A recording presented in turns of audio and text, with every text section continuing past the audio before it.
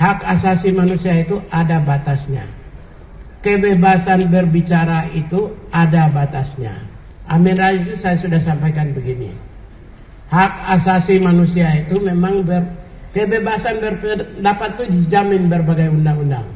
Ya, internasional juga ada, ICCPR ada, berbagai undang-undang nasional ada. Tapi hak asasi manusia itu ada batasnya. Ya. Hak asasi manusia itu ada batasnya. Kebebasan berbicara itu ada batasnya. Oleh karena itu, tidak semua pendapat, pikiran dan perasaan yang diucapkan itu semua dijamin oleh undang-undang. Ya, harus ada yang ada batasannya. Namanya prinsip Sirakusa. Prinsip Sirakusa. Prinsip Sirakusa itu menyatakan bahwa ya, hak asasi manusia itu bisa dibatasi tapi dengan berbagai peraturan. Ya. Berbagai peraturan. Berbagai peraturan itu apa? Berbagai peraturan menyatakan bahwa tidak boleh ad hominem.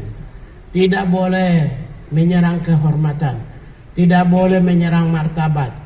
Tidak boleh menciptakan instabilitas nasional. Tidak boleh menyerang suku, agama, ras, antar golongan. Jadi kalau tindakan-tindakan ad hominem itu bertentangan sehingga sudah berbagai regulasi nasional maupun juga internasional terutama ICCPR pasal 19 sampai 21 itu sudah diatur. Sehingga apa yang disampaikan oleh Pak Amin Rais itu tidak serta-merta dijamin oleh konstitusi hak asasi manusia. Ada beberapa pernyataan yang dalam konteks hak asasi manusia, kalau kita teliti secara detail, itu apa yang disampaikan itu adalah yang pertama inhuman treatment, ya, itu yang pertama. Nanti cek, saya sudah sampaikan ke media, beberapa media, inhuman treatment. Yang kedua inhuman degrading. Yang ketiga itu verbal torture. Ya, semua ini inhuman treatment, degrading maupun verbal torture itu sebenarnya diarahkan kepada fisik. Tapi mental juga dalam konteks prinsip hak asasi manusia itu adalah serangan mental. Kekerasan verbal itu juga serangan mental. Mengandung unsur serangan mental, serangan fisik, serangan mental dan serangan jiwa maupun ancaman-ancaman terhadap martabat dan moralitas individu.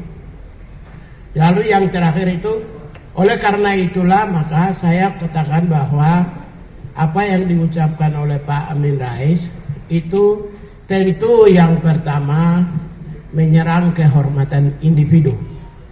Ya. Untuk itu cukup Pak Amin Rais meminta maaf. Meminta maaf kepada kalau menurut saya sebagai Menteri HAM ya menyampaikan permohonan maaf atau mencabut pernyataan.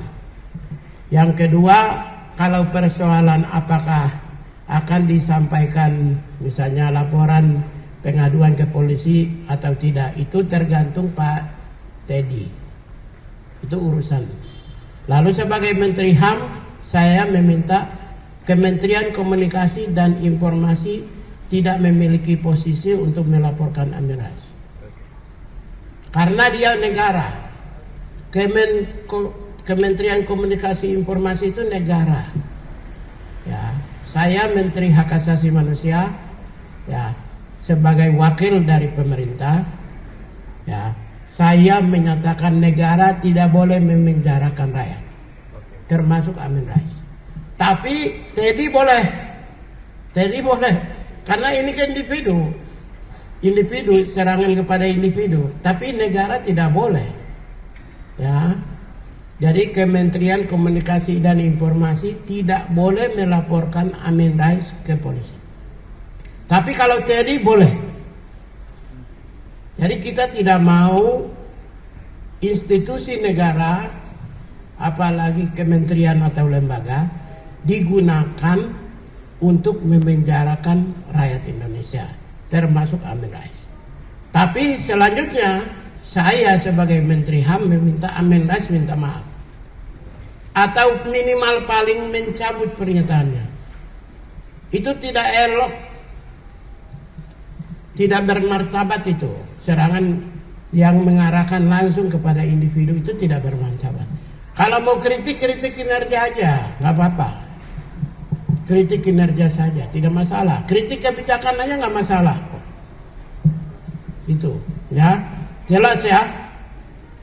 Saya pikir itu yang kedua. Yang ketiga, produksi video-video lama yang dimiliki oleh para pejabat itu tidak boleh. Untuk itulah dalam rancangan undang-undang hak asasi manusia kita masukkan pasal khusus mengenai right to be forgotten.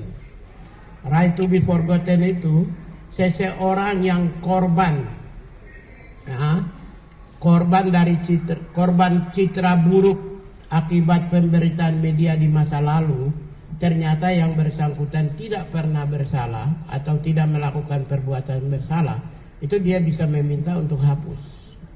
Ya, pasal itu juga kita masukkan. Jadi misalnya seseorang dulu diduga sebagai atau melakukan sesuatu berperkara, kemudian di pengadilan tidak terbukti, tapi media sudah menvonis yang bersangkutan sudah salah menurut media dan oleh publik. Tapi kan itu jejak digitalnya muncul di kemudian hari, 5 tahun kemudian, 10 tahun kemudian. Nah, pasal itu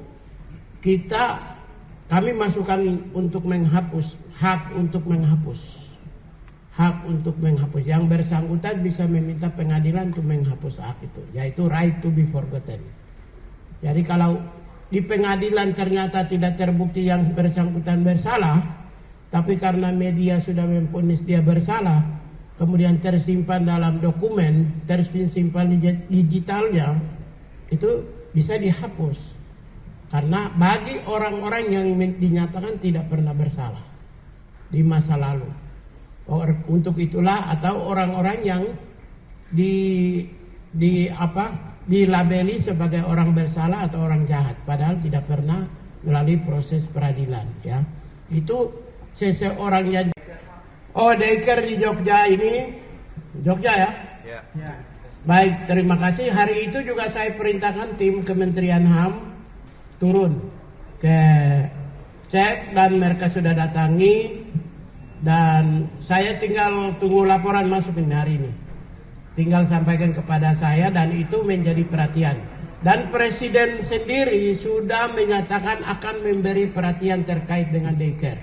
Ya, di waktu tanggal 1 Mei, Hari Buruh Internasional, beliau telah menyampaikan akan memberi perhatian khusus terhadap yang terkait dengan daycare.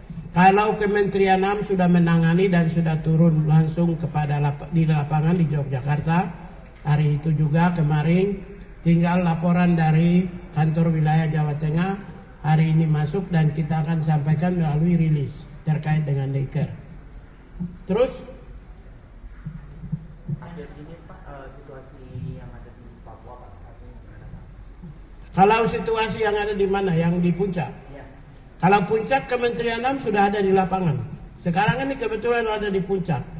Kemarin sudah datangi Kementerian HAM, sudah bertemu dengan di Timika juga, di mana diduga ada tentara datang masuk ke gereja, ya, ke gereja Katedral Timika dan masuk di tempat tidur ruang pribadi para pastor, ya. Kementerian HAM sudah lakukan pertemuan dengan pihak gereja. Sudah juga lakukan pertemuan dengan pihak aparat TNI juga sudah lakukan pertemuan. Dan sekarang setelah dari Timika mereka ke puncak. Jadi mereka ada di lapangan dan saya tunggu laporan dari mereka. Kita akan sampaikan. Kan yang di sini muncul ini kan perbedaan jumlah korban. Apakah 10 atau apakah 15. Terus yang berikut, yang belum muncul juga aktornya siapa. Nanti dipastikan aktor itu penting untuk sebagai bagian dari pertanggungjawaban atas perbuatan. Begitu.